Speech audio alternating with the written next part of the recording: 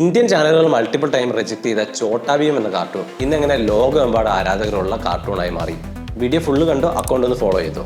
2000-ങ്ങളിൽ ഇന്ത്യയിൽ കൂടുതൽ ടെലികാസ്റ്റ് ചെയ്യപ്പെട്ടത് Tom and Jerry, Scooby-do, Shinchan, Doraemon പോലുള്ള വിദേശ കാർട്ടൂണുകളായിരുന്നു. ഈ സമയത്ത് രാജീവ് ചിൽക്ക ഇന്ത്യക്കാർക്ക് വേണ്ടി ഒരു ഇന്ത്യൻ കാർട്ടൂൺ ഹീറോനെ സൃഷ്ടിക്കാൻ തീരുമാനിച്ചു. 9 വയസ്സുള്ള ധീരനും ശക്തനും കൈൻഡുമായ ഒരു കുട്ടി ഹീറോ, അതാണ് ചോട്ടാ ഭീം.